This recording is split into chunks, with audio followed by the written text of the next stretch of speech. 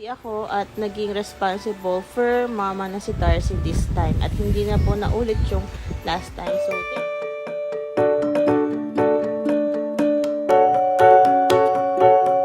January 2021 na mag-decide kami mag-asawa na kumuha ang aming fur baby. At yun na nga si Darcy.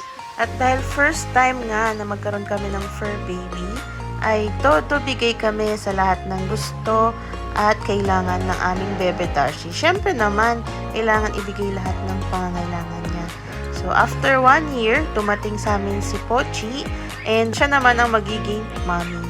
Dahil first time ko din, wala akong idea kung kakayanin na niya ba. And maraming nagsabi na maaari siyang cesarean dahil nga maliit lang siya na type ng dog. So, syempre, para makasiguro, pina-ultrasound ko siya and pina-x-ray. Nakita naman na merong 3 heartbeat. Successful naman at normal ang naging delivery ni Darcy. Pero hindi namin in-expect na dahil sobra namin siyang na baby, ay hindi pa lumabas ang kanyang mother instinct. At dahil doon, hindi niya masyadong naasikaso yung kanyang mga puppies. And sadly po, ay unti-unting namatay yung mga puppy niya. And ang natira lang po ay si Champy. And yan na po si Champy ngayon na from time to time, nakikita pa rin namin siya. At kami na rin yung nag-groom sa kanya dahil close friend po namin ang nag-adapt sa kanya. Dahil nga sa nangyari sa kanyang first na panganganak, ayaw na sana namin siyang mabuntis muna. Pero dahil matinik itong aming Pochi, ayan na nga, hindi napigilan. At fast forward, ito yung day na manganganak na siya. The second time around.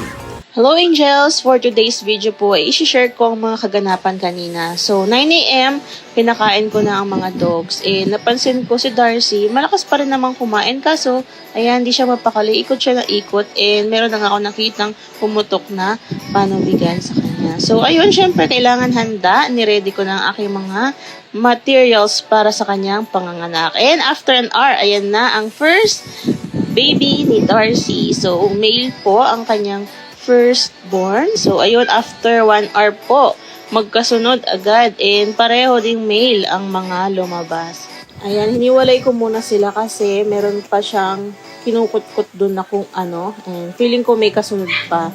So, ayun, after an hour uli, lumabas ng aming bunso. And, ayan po, silang lahat. 4 males po sila. And, caring po ni Mommy Darcy kasi nililinis niya and pinapadeti niya. Ayan po yung bunso, yung pinakamaliit. So, ayan. Sobrang happy ako at naging responsible for mama na si Darcy this time. At hindi na po naulit yung last time. So, thank you Lord dahil healthy ang aming mga puppies and future barakos. And ito na sila after 2 weeks.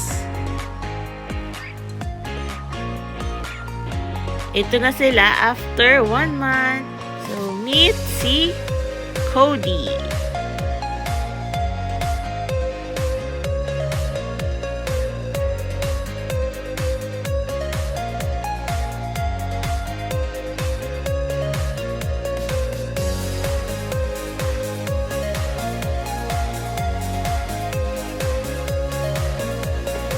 Ito naman si Conan.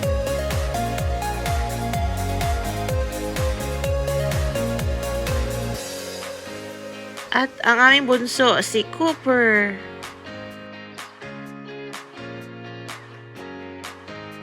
Samahan niyo po kaming subaybayan ng paglaki nila hanggang sa makahanap sila ng kanilang new forever family.